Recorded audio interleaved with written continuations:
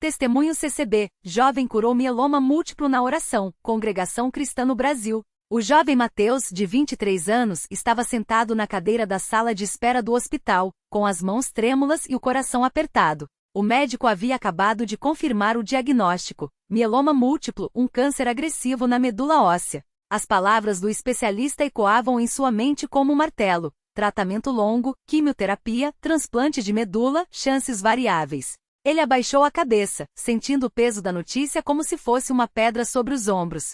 Mas então, como um sopro de esperança, veio à sua memória as palavras que ouvirá tantíssimas vezes nos cultos: lançai sobre ele toda a vossa ansiedade, porque ele tem cuidado de vós. Naquela mesma noite, ainda abalado, Mateus chegou em casa e se ajoelhou ao lado da cama. Não eram palavras ensaiadas, mas um clamor do fundo da alma: Senhor, o Senhor sabe que eu não tenho força para isso. Se for da tua vontade, cura-me. Mas se não for, dá-me forças para passar por tudo sem murmurar, como o irmão Paulo que disse: posso todas as coisas naquele que me fortalece. As lágrimas molhavam o chão enquanto ele orava e sua mãe, que entrará silenciosamente no quarto, se ajoelhou ao seu lado, colocando a mão em seu ombro e orando em voz baixa: Pai Celestial, lembra-te do teu servo. Tu és o mesmo Deus que sarou o paralítico, que abriu os olhos do cego.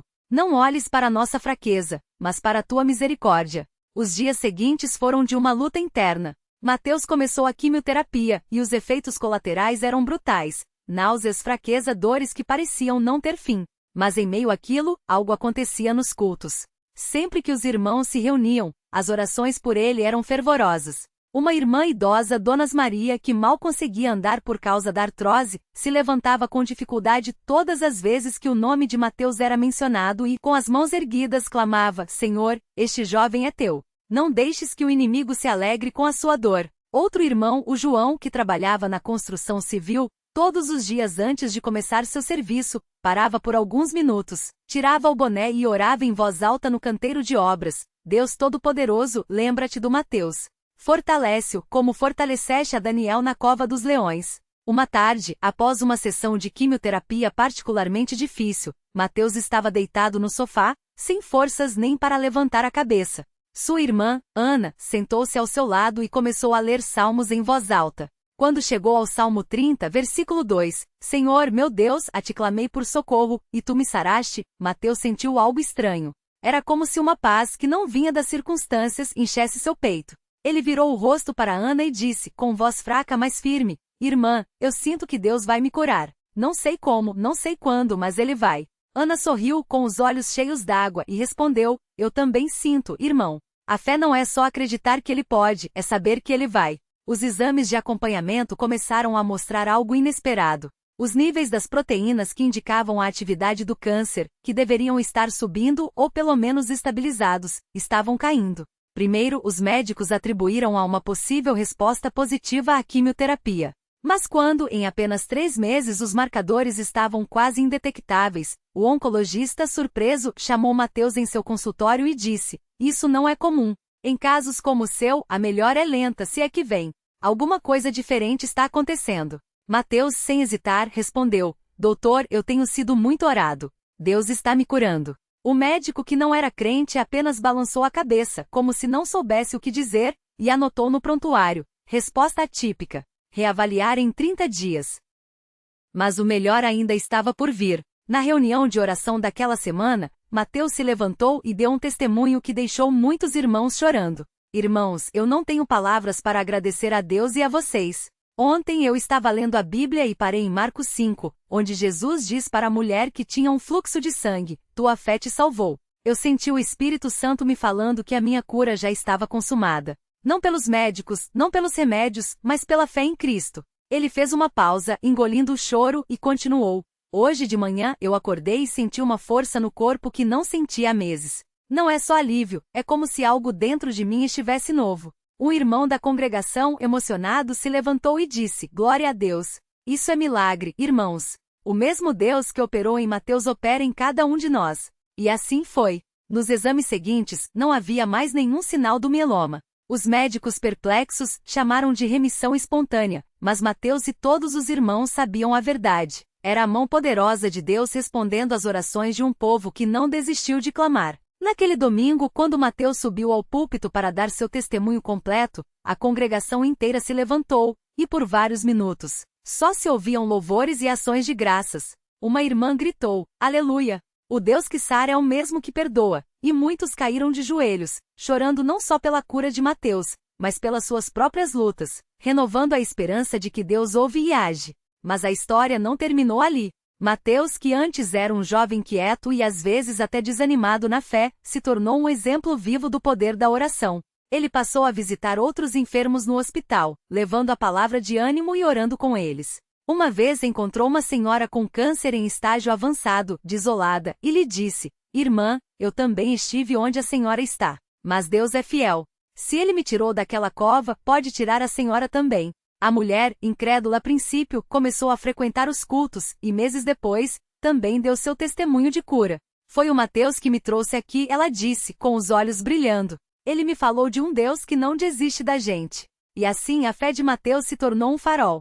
Em sua casa, a família passou a ter um momento de oração todas as noites, agradecendo não só pela cura, mas por cada dia de vida.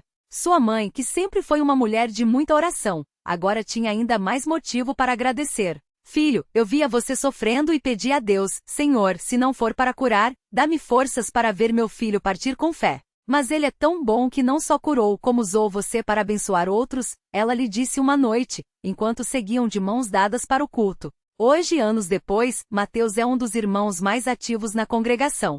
Ele não esconde as cicatrizes da batalha, as marcas da quimioterapia, as noites de dor, os medos que enfrentou. Mas usa tudo isso para mostrar que Deus não abandona seus filhos. Em uma reunião de jovens, um rapaz lhe perguntou: Irmão Mateus, como você conseguiu ter tanta fé? Ele respondeu com simplicidade: Não foi minha fé, irmão.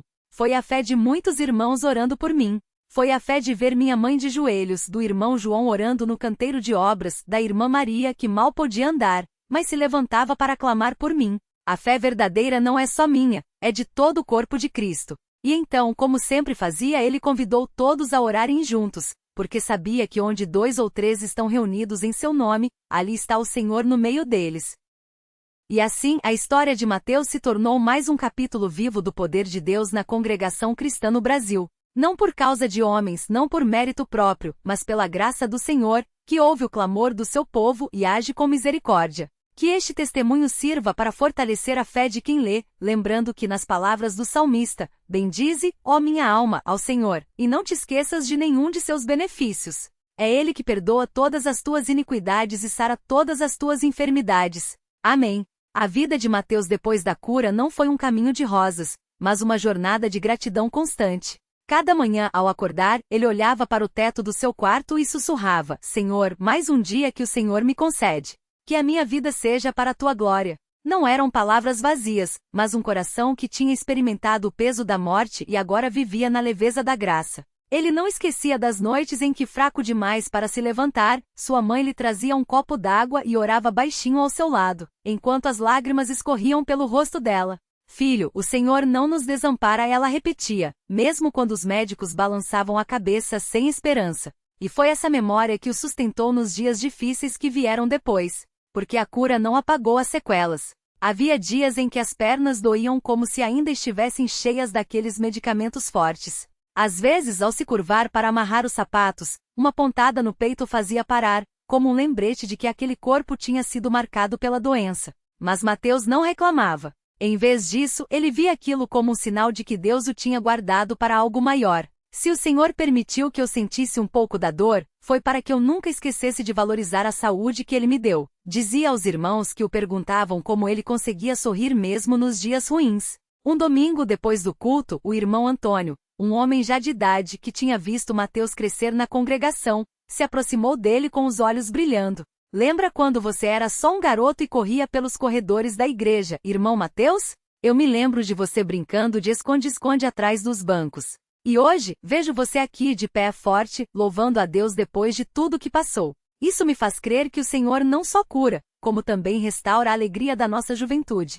Mateus abraçou o irmão, sentindo o cheiro de naftalina em sua roupa, e respondeu: É verdade, irmão Antônio. E sabe o que mais me alegra? É que o Senhor não só me deu saúde, como me deu um coração novo. Antes eu vivia só pensando em mim. Hoje, cada respiração que tomo é para servir a ele e aos irmãos. E ele cumpria essa palavra. Sempre que havia um irmão doente, Mateus estava lá. Não com palavras bonitas, mas com a presença que falava mais que qualquer sermão. Uma vez, a irmã Clara, que lutava contra uma depressão profunda, confessou a ele que não conseguia mais orar. Irmão Mateus, sinto que Deus não me ouve. Minhas palavras não sobem além do teto. Mateus não tentou consolar com frases prontas. Em vez disso, sentou-se ao lado dela, pegou sua mão e começou a orar em voz baixa. Pai Celestial, tu que ouves o gemido daqueles que não têm forças, escuta a nossa irmã. Senhor, ela não tem palavras, mas tu conheces o seu coração. Dá-lhe a paz que excede todo o entendimento. Em nome de Jesus, amém. E assim, aos poucos, a irmã Clara voltou a encontrar forças. Não porque Mateus fosse alguém especial, mas porque ele a levou até aquele que é. Havia também os momentos em que a dúvida batia à porta do seu coração. Uma noite, depois de um culto especialmente abençoado, Mateus voltou para casa e, ao se deitar, sentiu um medo estranho. E se a doença voltar, Senhor? Pensou. Mas então se lembrou das palavras do irmão Paulo, um servo de Deus que já tinha partido para a glória. A fé não é a ausência de medo, filho. É a certeza de que mesmo quando o medo vem, Deus está no controle. Mateus se ajoelhou ao lado da cama e orou: Senhor, se for da tua vontade, livra-me do mal. Mas se não for, dá-me forças para passar por ele, como o Senhor passou pela cruz por mim. E uma paz indescritível encheu seu coração, como se o próprio Espírito Santo lhe sussurrasse: confia, eu estou contigo. Os milagres, porém, não pararam na cura de Mateus. Sua história inspirou outros a buscarem a Deus com mais fervor. O jovem Lucas, que tinha um problema sério nos rins, ouviu o testemunho de Mateus e começou a clamar a Deus com lágrimas.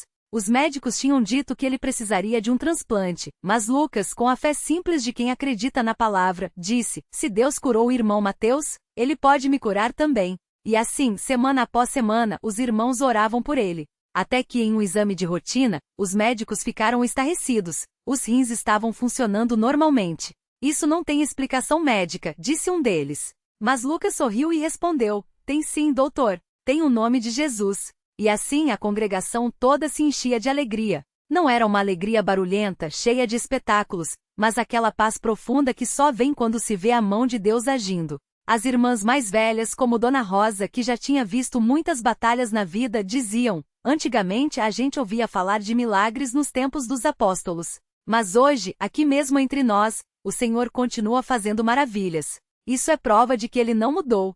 E donzela Lúcia, uma moça tímida que mal falava nos cultos, começou a dar seu testemunho depois que foi livre de uma enxaqueca que a atormentava há anos. Eu orava sozinha, mas nada acontecia. Até que a irmã Eliane me disse: filha, a oração da igreja tem poder. Foi quando os irmãos começaram a orar por mim, e o Senhor me livrou. Mateus, vendo tudo isso, entendia cada vez mais que a cura não era só para ele. Era um sinal para toda a congregação de que Deus ainda opera, ainda ouve, ainda se importa. Em uma reunião de oração, ele compartilhou: irmãos, às vezes a gente pensa que Deus só age nos grandes milagres, nas curas que todo mundo vê. Mas ele também age no irmão que consegue pagar uma conta que parecia impossível. Eide na irmã que encontra forças para perdoar uma ofensa. Eide no jovem que resiste à tentação. Deus está nos detalhes, nos pequenos passos de fé. E então, como sempre, ele convidou todos a se ajoelharem, porque sabia que a oração não era um ritual, mas um diálogo com o Pai. E assim os anos foram passando, e Mateus continuou firme. Casou-se com a irmã Ana, uma moça que também tinha conhecido o poder de Deus em sua vida quando foi livre de um problema no coração. Juntos, eles criavam seus filhos ensinando-lhes desde cedo a confiar no Senhor. Papai, como é que a gente ora? Perguntou um dia o pequeno Davi, de 5 anos. Mateus se ajoelhou ao lado do filho, colocou as mãozinhas dele sobre as suas e disse: assim, filho, pai querido, obrigado por mais este dia. Ajuda o papai a ser um bom exemplo. Abençoa a mamãe, os vovos, os irmãos da igreja. Em nome de Jesus, amém. E o menino repetiu com voz trêmula, mas cheia de sinceridade. Até os momentos de prova se tornaram oportunidades de ver a glória de Deus. Uma vez, o carro de Mateus quebrou no meio do caminho para o culto. Ele poderia ter ficado frustrado, mas em vez disso parou o carro no acostamento, saiu, olhou para o céu e disse: Senhor, se foi o Senhor que permitiu isso, deve ter um motivo. Não demorou muito, e um irmão que passava pelo mesmo caminho parou para ajudá-lo. Irmão Mateus, o que você está fazendo aqui? Perguntou. Aprendendo a confiar mais no Senhor, respondeu ele, sorrindo. E juntos, eles chegaram ao culto no horário, com mais uma história para contar da fidelidade de Deus. E assim, a vida de Mateus se tornou um canto contínuo de gratidão. Não porque tudo fosse perfeito, mas porque ele tinha aprendido que mesmo nas imperfeições, Deus é perfeito. Nas reuniões de jovens ele sempre lembrava, não é porque você foi curado que não vai passar por provas, mas é porque você foi curado que sabe que na prova Deus está contigo. E os jovens ouviam, porque viam em Mateus não um herói, mas um homem comum que servia a um Deus extraordinário. Até hoje, quando Mateus entra na congregação, muitos irmãos se aproximam para lhe dar um abraço, não porque ele seja diferente, mas porque ele é um lembrete vivo de que Deus ainda faz milagres. E quando os visitantes perguntam, como é que a gente pode ter essa mesma fé? Ele responde com a mesma simplicidade de sempre, vem e vê. Não é sobre ter fé em si mesmo, é sobre ter fé em aquele que pode todas as coisas. E se você ainda não conhece esse Deus, nós oramos para que ele se revele a você, como se revelou a nós. E assim, a história continua. Não porque Mateus seja especial, mas porque o Deus que ele serve é. E enquanto houver irmãos que se ajoelham, que clamam, que confiam, os milagres não vão parar. Porque a congregação cristã no Brasil não é um lugar de homens, mas um lugar onde Deus habita. E onde Deus está, a vida, a cura, a esperança. Que assim seja para a glória do seu nome. Amém.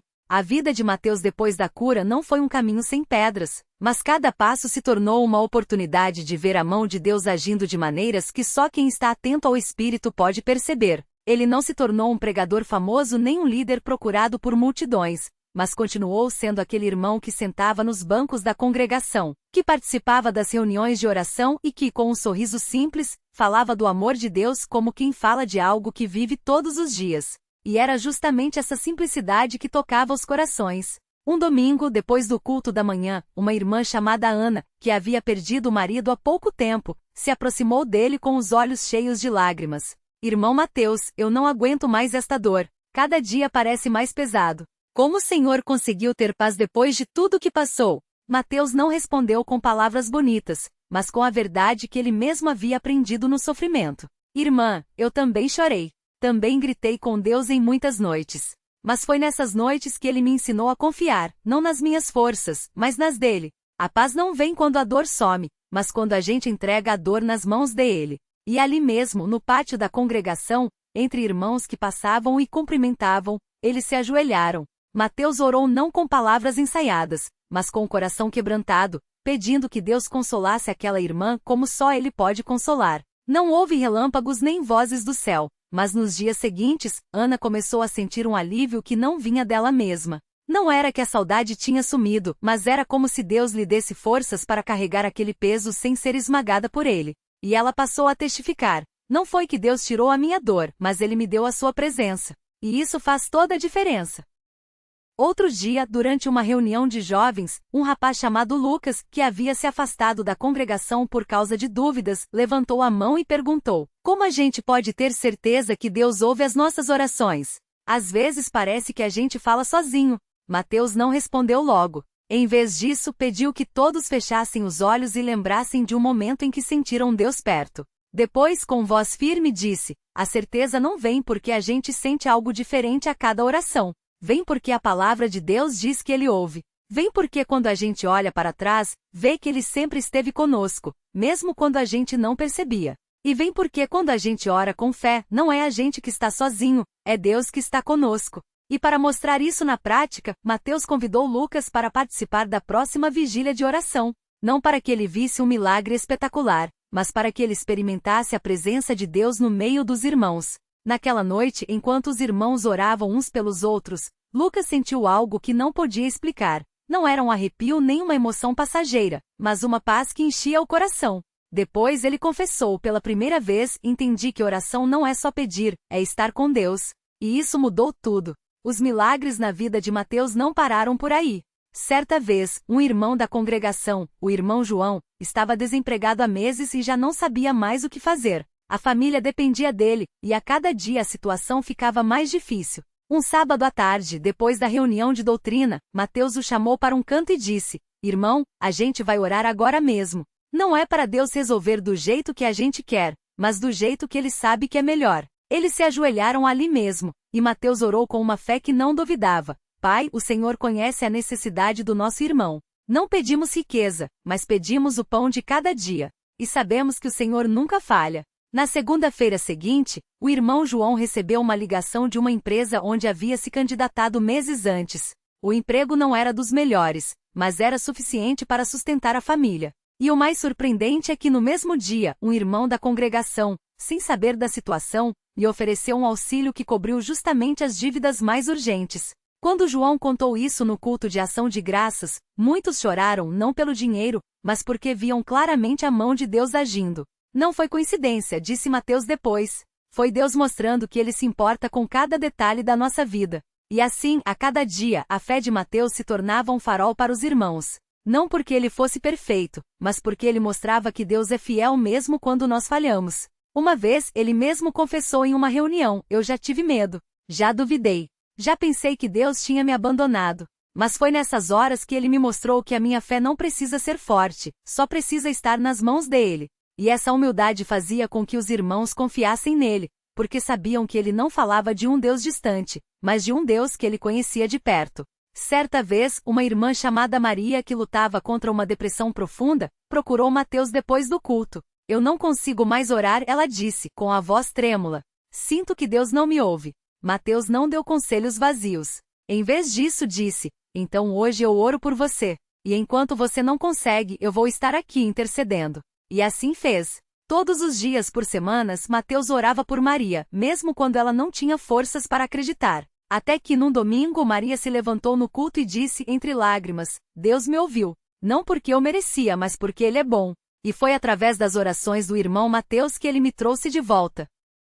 Esses momentos não eram exceções na congregação. Eram o pão diário de um povo que aprendia a viver pela fé. Os milagres não eram sempre grandes curas ou soluções instantâneas, mas eram sinais claros de que Deus estava presente. Às vezes era um irmão que recebia forças para perdoar alguém que lhe havia feito mal, outras vezes era uma família que se reconciliava depois de anos de brigas. Ou um jovem que depois de anos se afastando, voltava para os braços da congregação, arrependido e transformado. Mateus costumava dizer: Deus não muda as coisas só para nos dar o que a gente quer. Ele muda a gente para nos dar o que a gente precisa.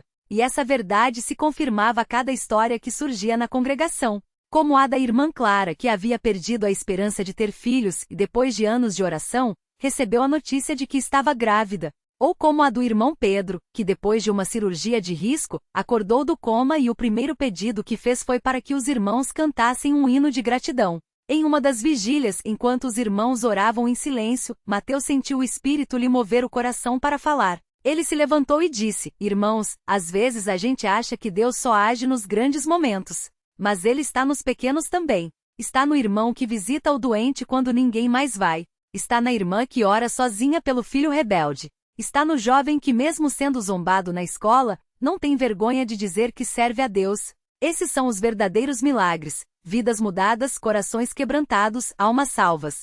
E assim a congregação continuava a crescer não em número, mas em fé. Não porque as pessoas buscavam sinais, mas porque buscavam a Deus. E Ele, fiel como sempre, se revelava. Às vezes, através de uma cura. Outras vezes, através de uma palavra no momento certo. Ou simplesmente através da paz que só Ele pode dar. Mateus nunca esqueceu o dia em que, depois de anos de sua cura, um médico que não era da congregação o procurou. Eu ouvi falar do seu caso, disse o homem incrédulo. Como é possível que depois de um mieloma múltiplo em estágio avançado, você não tenha sequer uma sequela?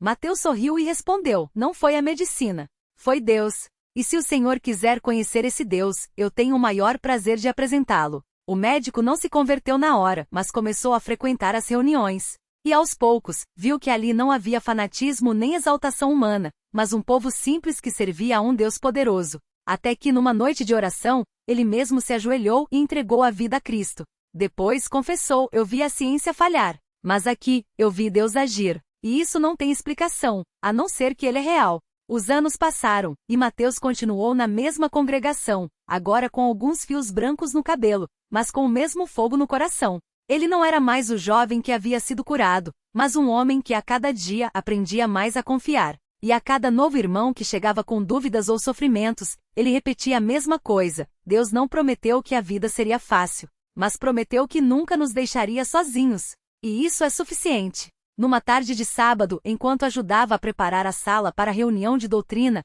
um jovem chamado Daniel, que havia chegado recentemente, perguntou: Irmão Mateus, como é que a gente sabe que Deus está ouvindo a gente? Mateus parou por um instante, olhou para o jovem e disse: Você já sentiu fome? Daniel assentiu. Pois é, continuou Mateus.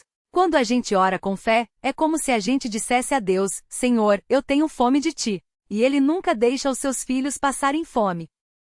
E assim, a história de Mateus se misturava com a história de muitos outros na congregação. Não eram histórias de homens perfeitos, mas de um Deus perfeito que se agrada de usar vasos de barro para mostrar o seu poder. Porque no final das contas, a congregação cristã no Brasil não é feita de heróis, mas de pessoas comuns que dia após dia, escolhem confiar em Deus. E é nessa confiança que os milagres acontecem. Até hoje, quando Mateus se ajoelha para orar, ele não pede por grandes sinais. Pede apenas por um coração grato e por forças para continuar. Porque ele sabe que enquanto houver irmãos que clamam, Deus vai responder. Não sempre do jeito que a gente espera, mas sempre do jeito que é melhor. E isso é suficiente. Que assim seja para a glória do seu nome. Amém.